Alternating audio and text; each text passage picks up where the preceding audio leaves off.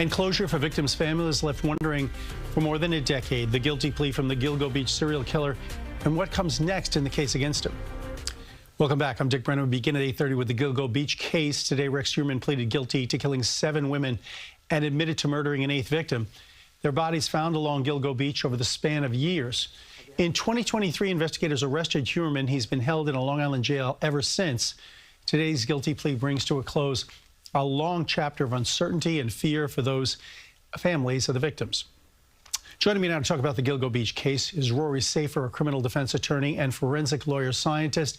Rory, thank you for joining us. The guilty plea stunned a lot of people for Rex Heuermann. What might have motivated all of a sudden him saying, okay, I'll plead guilty?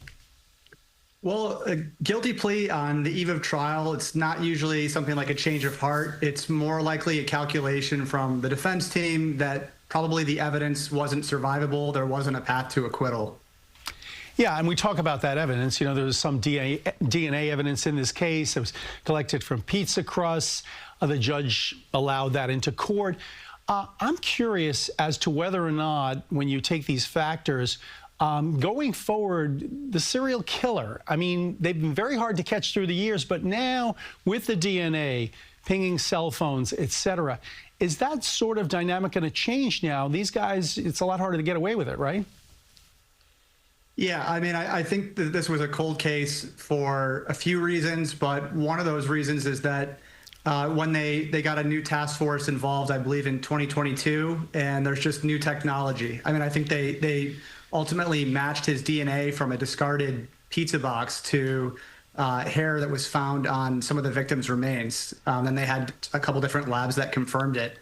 And then they had that along with getting just some electronic evidence. There was some kind of like master plan document that they recovered from his hard drive that he had tried to delete. So they had, you know, a literal blueprint for everything. So I think when you're a defense attorney looking at that kind of new evidence, you're not taking that to trial. Yeah, although these guys, you never know whether they want another. I mean, another thing interesting that we saw, he agreed to cooperate with the FBI and share with them. And it kind of reminds me of some of those Netflix shows when you see the serial killer willing to do all these interviews. They say this mentality is psychopathic, but is it also egomaniac, I guess? Yeah, I mean, it's always a wonder what is going on in their head. My understanding is that by entering this plea, they're not necessarily going to say too much during the sentencing about some of the things that we might have found out during a trial. No, that's a great point. Okay, with the trial off the table, I guess what's next in the case? I mean, a lot of people are talking about, hey, there could be other victims out there. We just don't know that. But I guess right now it's just the sentencing? Yeah, I mean, so this plea agreement, as I understand, specifically allows for future charges if additional victims were linked to him. He's, of course, denied involvement with any other unidentified remains. But the door's open, so I mean, I can't really speculate beyond what's on the record, though.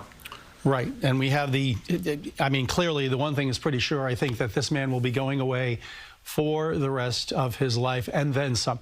Rory Safir, thank you so much for joining us, and we really appreciate your insights and your expertise. Yeah, I appreciate you guys having me on. Okay, thanks again.